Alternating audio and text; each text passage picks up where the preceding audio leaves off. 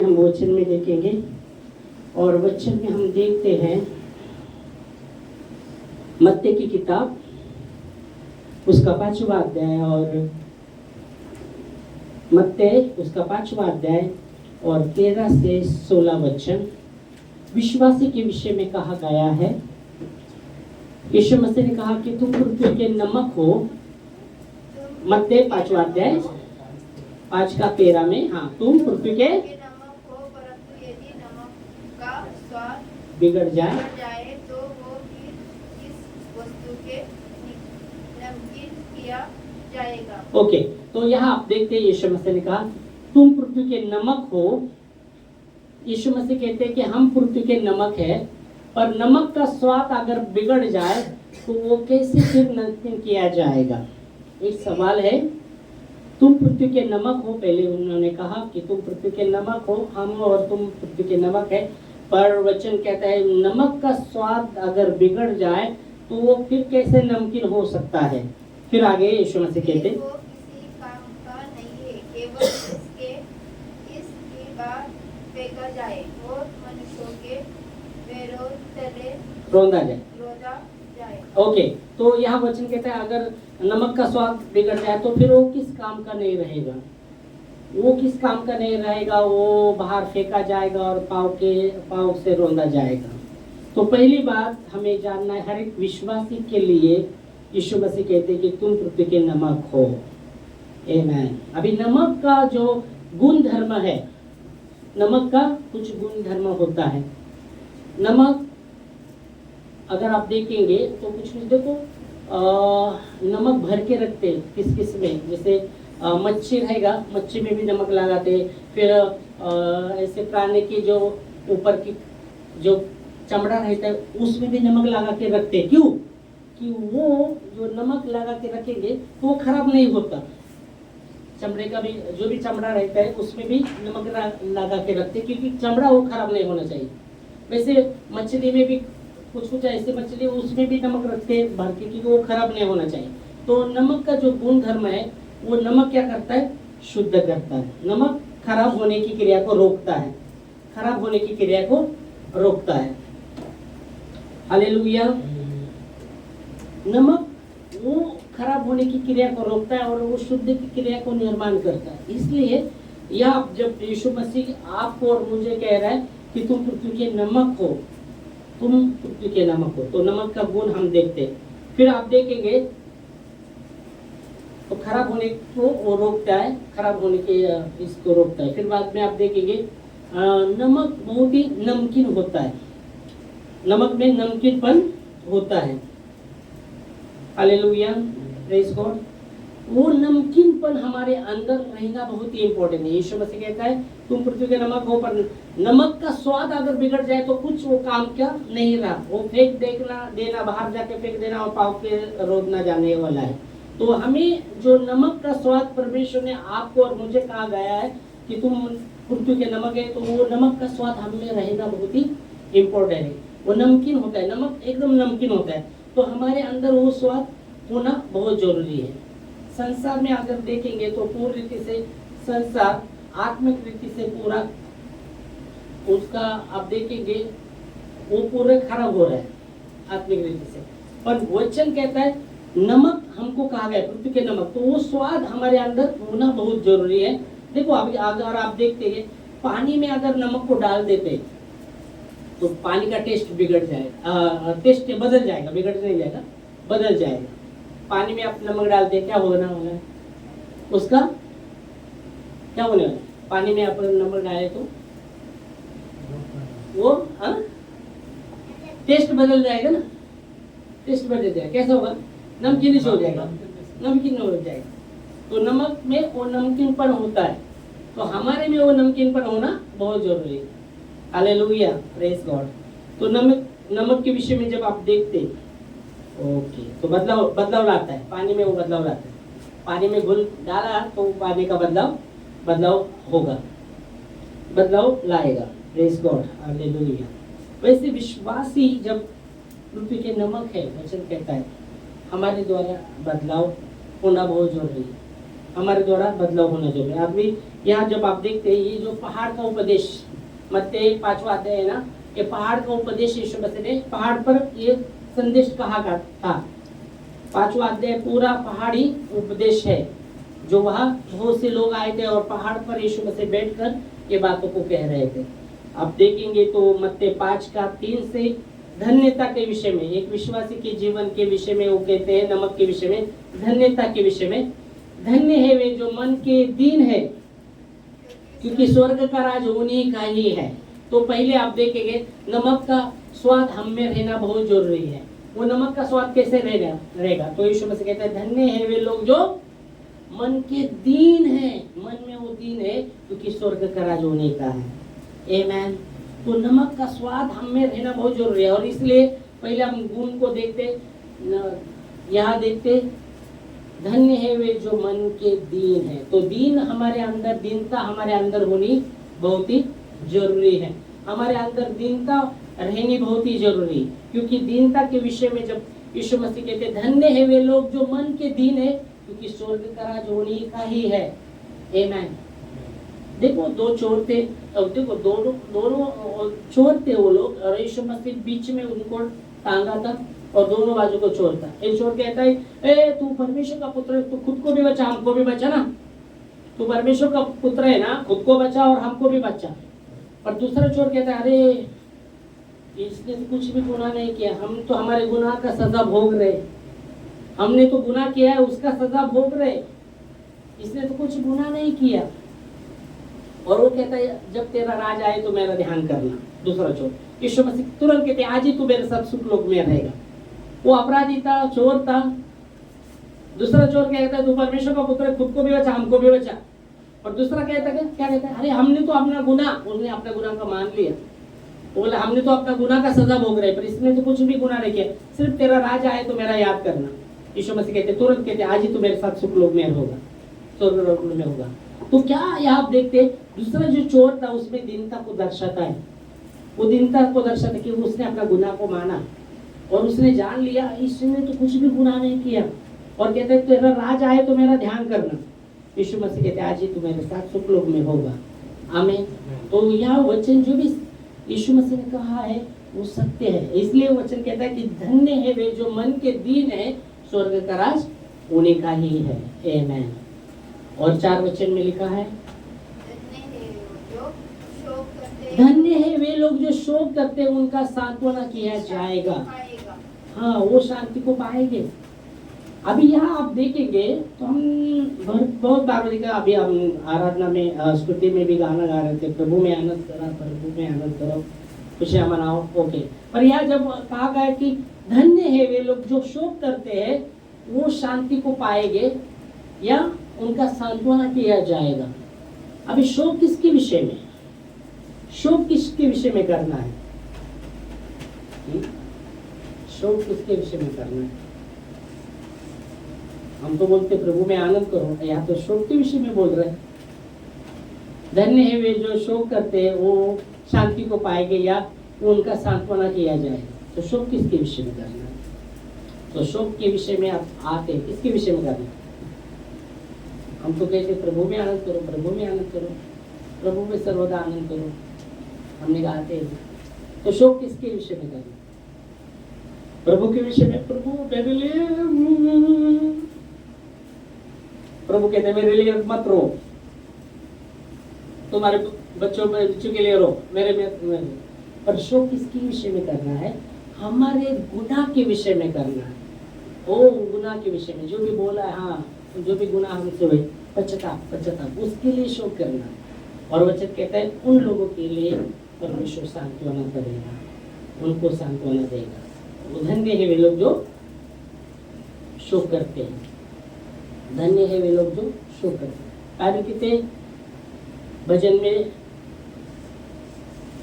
दावीद कहते हैं कि भूल चूक कौन समझ सकता है, अपने गुनाह को भूल चूक कौन समझ सकता है?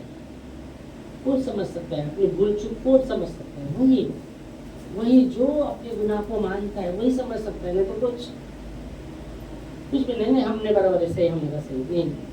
भूल चूक कौन समझ सकता है? जो अपने गुनाह को मानता है वही समझ सकता है। और इसलिए यहाँ कहा गया कि धन्य है वे जो शोक करते हैं, वो शांति को पाएंगे या उनका सांत्वना किया जाएगा। वचन कहते हैं जो अपने अपराध को छुपाता है उसका कार्य कभी सफल नहीं होता, जो कबूल करके छोड़ देता है उस पर दया की जाएगी। आमीन। ओके, इस दूसरी बात हमने देखा। तीसरी बात मत्ती 5:5, धन्य है वे जो नम्र है वो पृथ्वी के अधिकारी होंगे। धन्य है वे जो नम्र है वो पृथ्वी के अधिकारी होंगे। वो पृथ्वी के अधिकारी होंगे। जो नम्र है वो धन्य है। बाइबल कहती परमेश्वर के यहाँ का जो नम्र है वो पृथ्वी के अधिकारी होंगे। वो परमेश्वर के वचन के जो नम्र है वो पृथ्वी के अधिकारी होंगे। परमेश्वर उनको अधिकार देगा, वो अधिकार देगा। Hallelujah, praise God. वो अधिकार देगा, वो अधिकारी होगी, वो पृथ्वी के अधिकारी होगी। छठवीं बात, धन्य है जो धर्म के भूखे और प्यासे, धन्य है वे जो धर्म के भूखे और प्यासे, वे तृप्त किए जाएंगे। धन्य है वे लोग जो धर्म के भूखे और प्यासे, मतलब परमेश्वर के लिए भूखे और प्यासे हैं। परमेश्वर के लिए दावीद राजा कहता है जैसे हिरनी जल के पानी के लिए, नदी के पानी के लिए हाँफती रहती, वैसे मेरे रूप प्रभु के लिए हाँफती रहती। आमीन। यहाँ कहा गया परमेश्वर के वचन के लिए जो भूखे और प्यासे वे तृप्त किए जाएंगे। वो धार्मिकता के लिए जो भूखे और प्यासे वे तृप्त किए जाएंगे।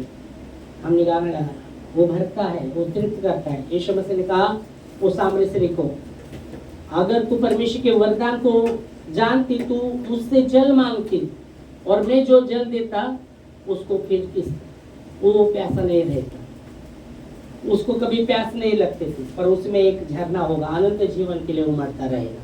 आमीन, हालेलुया, प्रेज गॉड।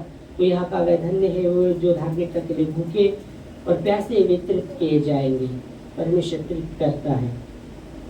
पहाड़ का उपदेश हम देखते हैं, जैसा वो भी हम देखते 5,000 को यीशु मसीह ने तृप्त किया, उनको तृप्त किया, उनकी भूख को तृप्त किया, क्योंकि वो भूखे थे। पहले तो भूखे थे परमेश्वर के वचन के लिए, क्योंकि बाइबल कहते 2 दिन हुआ था, वो एक दिन होकर दूसरा शाम हुआ था, फिर भी वो हटे नहीं थे। प्रभु वचन बता रहे थे, वो हटे नहीं थे। चेले लोग आकर यीशु मसीह को कहते अभी इनको तो आपने विदा कर के आसपास के गांव में अपने लिए खाना वो ले सके, खरीद सके। यीशु मसीह कहते तुम ही खिलाओ। तो बोलते हम हिसाब करने लगे इतना लोगों के लिए खाना किधर से होगा, क्या होगा। तो वहाँ वचन कहता है एक लड़के के पास 2 मछली 5 रोटी थी, और यीशु मसीह ने वो लिए प्रार्थना करके। वो यीशु मसीह ने चेले को बोला 50 को लोगों को बिठाओ, और यीशु मसीह ने वो 2 मछली और 5 रोटी लिए और धन्यवाद करके प्रभु के और धन्यवाद करके तोड़ी और अपने चेलों को दिया, और वो बढ़ते गए। वचन कहता है 5,000 खा के तृप्त हो गए और 12 टोकरी बच गया। Praise God, hallelujah. वचन कहता है धार्मिकता के लिए जो भूखे प्यासे वे तृप्त किए जाएंगे। वो भूखे नहीं रहेंगे, वो भूखे नहीं रहेंगे, एक तृप्त किए जाएंगे। हालेलुया। ओके, 7 वचन, धन्य वे जो दयावंत है उन पर दया की जाएगी। आमीन। धन्य है वे जो दयावंत है उन पर दया की जाएगी। हमेशा याद रखिए, दया में चलिएगा। परमेश्वर चाहता है, परमेश्वर चाहता है। यह वचन कहता है यीशु मसीह का, धन्य है वे जो दयावंत है उन पर दया की जाएगी। पर हमने कभी किसी पर दया ही नहीं की, तो हम पर कैसी दया होगी? नहीं होगी।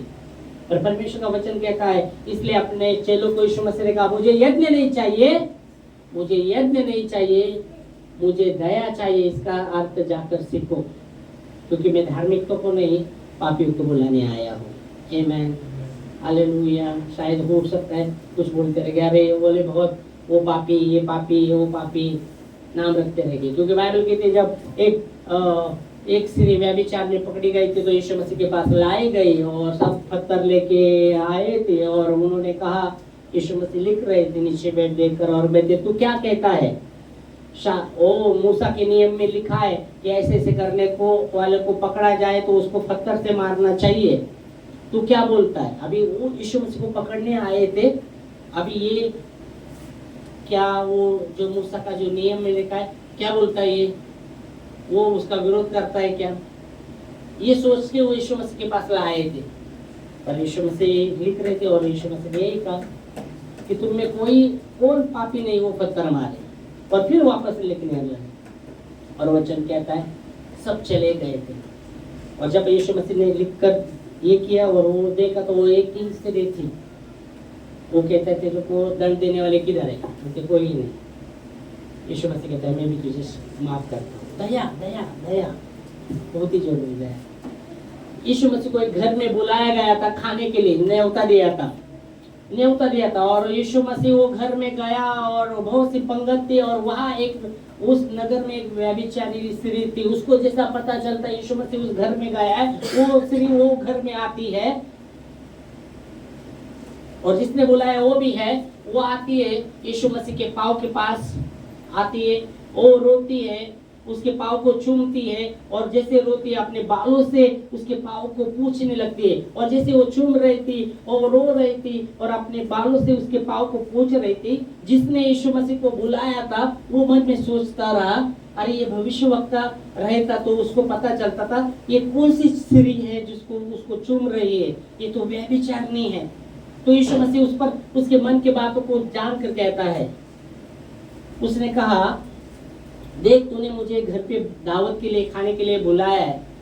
ओके, यीशु मसीह उस पर एक उदाहरण बोलता है, इसका इतना क्षमा हुआ और इसका एक जन का बहुत क्षमा हुआ तो ज्यादा कौन प्रेम करेगा? वो बोलता है जिसका ज्यादा क्षमा हुआ है वो प्रेम करेगा। तो यीशु मसीह कहता है तूने मुझे घर में बुलाया है, तूने मुझे पानी भी नहीं दिया, दावत के लिए बुलाया, खाने के लिए बुलाया, पर तूने पानी नहीं दिया। पर ये जब से आ रहे मेरे पाँव को चूम रहे, रो रहे मेरे वो रो रही है अपने आंसू से और वो अपने बालों से मेरे पाँव को पोंछ रही है। इसका जो बहुत ही अपराध था उसको क्षमा किया जाए। वो कहता पुत्री शांति से जा। हालेलुया। यीशु मसीह ने अपने चेलों को यही कहा, मुझे यत्न नहीं चाहिए, मुझे दया चाहिए। इसका अर्थ जाकर सीखो, मैं धर्मी को बुलाने नहीं आया हूँ, मैं पापी को बुलाने आया हूँ। आमीन। प्रभु चाहता है दया। और यहाँ कहा गया धन्य है वे लोग जो दयावंत है, उन पर दया की जाएगी। आमीन। हालेलुया। क्योंकि बाइबल कहती है जो दया करता है वो अपने रोटी में से देता है। नीति वचन मुझे लगता है 22:9 में क्या लिखा है देखिए तो, नीति वचन 22:9 में क्या है?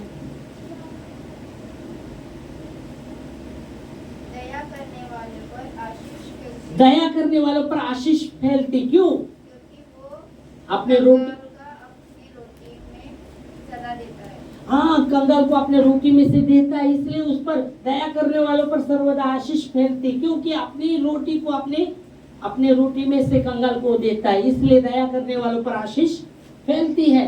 इसलिए लिखा धन्य है वे जो दयावंत है, उन पर दया की जाएगी। आमीन। हालेलुया। ये जो आप देखते नमक के गुण को बता रहा है, ये जो पहाड़ का उपदेश पूरा उस पर है। ओके, दया करने वाले पर आशीष फैलते रहते क्योंकि वो अपनी रोटी में से कंगाल को देता है। हालेलुया, प्रेज गॉड, परमेश्वर को महिमा। और इसलिए लिखा है देखो दया न्याय पर जयवंत है, जो दया नहीं करता उसका न्याय बिना दया के होगा। याद रखेगा, याकूब उसका 2 अध्याय 13 वचन में लिखा गया है जो दया नहीं करता उसका न्याय बिना दया के होगा, क्योंकि दया न्याय पर जयवंत है। याकूब 2 अध्याय 13 वचन, याकूब इब्रानी के बाद, जिसने दया नहीं की न्याय बिना दया को होगा। हाँ, जिसने दया नहीं की उसका न्याय बिना दया के होगा। फिर आगे दया न्याय पर जयवंत होती है। हाँ, दया न्याय पर जयवंत होती है। जो दया नहीं करता उसका न्याय बिना दया के होगा, क्योंकि दया न्याय पर जयवंत होती है। यह आप देखेंगे तो मुझे वो कहानी याद आती है जब एक स्वामी ने एक के पास बहुत कर्जा था, उसका बहुत कर्जा था और वो चुकाना चाहता था। वो स्वामी कहता है अपने दास को भेजता है, उसका जो भी सबको लेके आओ, उसके पास सब लेके आओ। और जब उसको लाया जाता है वो कहता है मुझ पर दया करो, मैं दूंगा आपका जो भी है, मुझे समय दे दो, मैं दूंगा तुम्हारा जो भी है। पर स्वामी ने देखा ये कभी फेड नहीं सकता, इतना उसका उस पर कर्जा है। तो स्वामी क्या करता है, उसको माफ करता है, जा। पर वचन कहता है जब उसको माफी मिला, उस पर दया मिला, जब वो आता है, इसका 100 रुपए किसके पास था, और वो सामने आते हुए देखता है, वो ये उसका ये पकड़ता है, मेरा 100 रुपए डाल, मेरा 100 रुपए डाल। वो बोलता है मुझे भी थोड़ा समय दे, नहीं, वो छोड़ने के लिए तैयार ही नहीं। और स्वामी के सेवक देखते हैं ये उसको छोड़ने के लिए नहीं, और जाकर वो स्वामी को बोलते हैं ऐसा, तो वो बोलते हैं उसको लेके आओ। जब उसको लेके आया, स्वामी कहता है अरे मैंने तुझे क्षमा किया था, मैंने तुझे दया किया था, तू क्यों नहीं दया किया। वो उसको कहते हैं दुष्ट दास, और उसको वचन कहते हैं अंधेरे में डालो, कोठरी में डालो, जहाँ रोना और दांत पिसना होगा। मतलब क्या, परमेश्वर ने दया किया था उस पर वो दया में नहीं चला आगे। जब हमें दया मिला है परमेश्वर का, हमें दया में चलना है, हमें क्षमा में चलना है। वो जो गुण है नमक का, वो नमकपन वो हमारे अंदर हमें रखना है। आमेन, हालेलुया। और इसलिए लिखा है धन्य है वे जो दयावंत है, उन पर दया की जाएगी। फिर 8वां वचन कहता है धन्य है जो मन के शुद्ध है, वो परमेश्वर को देखेंगे। Praise God. 8 कहता है 5:8 में लिखा है धन्य है वे जो मन के शुद्ध है, वो परमेश्वर को देखेंगे। हालेलुया। मूसा आमने सामने परमेश्वर से बात करता था, मूसा आमने सामने परमेश्वर से बात करता था। वचन कहता है धन्य है वे जो मन के शुद्ध है, वो परमेश्वर को देखेंगे। शुद्धता, मन की शुद्धता। ये वचन कहते हैं तेरा आँख अगर निर्दोष है तो पूरा शरीर उजाला है, अगर आँख तेरा दोषी है तो पूरा शरीर अंधकार में है। समझे, वचन में लिखा है। वो कहता है आँख शरीर का दिया है।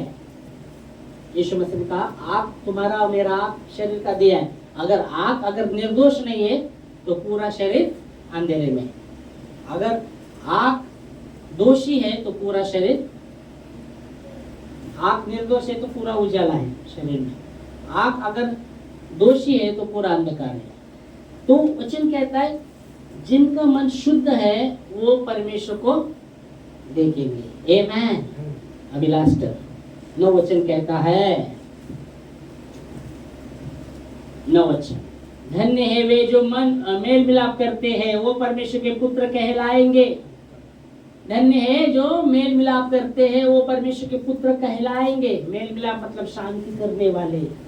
धन्य है वो शांति करने वाले, वो परमेश्वर के पुत्र कहलाएंगे। आमेन। परमेश्वर शांति का राजकुमार है। आमेन, हालेलुया। और बाइबल कहती है परमेश्वर की शांति हमारे अंदर उसने दी है। किसके लिए दी है? राज करने के लिए। कलीसियों 3:15 कहता है मसीह ने तुम्हें एक देह होकर बुलाया है ताकि परमेश्वर की शांति तुम्हारे हृदय में राज करे और तुम धन्यवादित बने रहो। एक ही वचन लेंगे और प्रार्थना हम करेंगे। कलीसियों की किताब उसका 3 अध्याय 15 वचन, मसीह की शांति जिसके लिए तुम्हें एक देह होकर बुलाया है तुम्हारे हृदय में राज करे और तुम धन्यवादित बने रहो। पढ़ो। मसीह की शांति जिसके लिए तुम एक देह होकर बुलाया भी गए हो तुम्हारे हृदय से राज्य करे और तुम धन्यवादित बने रहे। मसीह की शांति जिसके लिए तुम्हें एक देह होकर बुलाया। एक देह, बाइबल कहती है एक देह। बाइबल कहती है मसीह कलीसिया का सर है और हम वो सर है और हम वो देह में, उसके एक देह में हम क्या बोलते हैं, पार्ट है। पार्ट मतलब मराठी मध्ये अवयव, कोणी हात आहे कोणी पाय आहे, वो बॉडी में हर एक देह होकर, मसीह में एक देह होकर हमें बुलाया है। मसीह की शांति तुम्हारे हृदय में राज करे और तुम क्या बने रहो? धन्यवादित बने रहो। परमेश्वर के प्रति धन्यवादित बने रहो। यीशु कहता है मैं मेरी शांति तुम्हें देता हूँ, जैसा संसार देता है वैसा नहीं देता, इसलिए तुम्हारा मन व्याकुल ना हो और ना डरे। आमेन। तुम नमक का स्वाद वो हमारे अंदर होना बहुत जरूरी है। इसलिए यीशु मसीह ने कहा तुम पृथ्वी के नमक हो, अगर नमक का स्वाद बिगड़ जाए तो उसको कैसा स्वाद ला सकते हैं ना, फिर से कैसा स्वाद नहीं, वो कुछ काम का नहीं रहेगा, बाहर फेंका जाएगा और पाव से रौंदा जाएगा। तो मसीह वचन कहता है नमक का स्वाद हमारे अंदर होना जरूरी। तो ये जो उपदेशक है, परमेश्वर का जो पहाड़ का उपदेशक है, उसमें वो नमक के विषय में, गुण के विषय में हम देखेंगे, वो हमारे अंदर होना बहुत है। आमीन। इस समय हम खड़े होंगे प्रार्थना में और प्रभु को धन्यवाद देंगे उसके वचन के लिए। धन्यवाद देते खुदावंत यीशु आपके वचनों के लिए जो विश्वसनीय और सच्चे हैं। ओ प्रभु जी धन्यवाद देते हैं इस समय जैसे हमने आपके वचन को, जीवित वचन को सुना है हमारे जीवन में। ओ प्रभु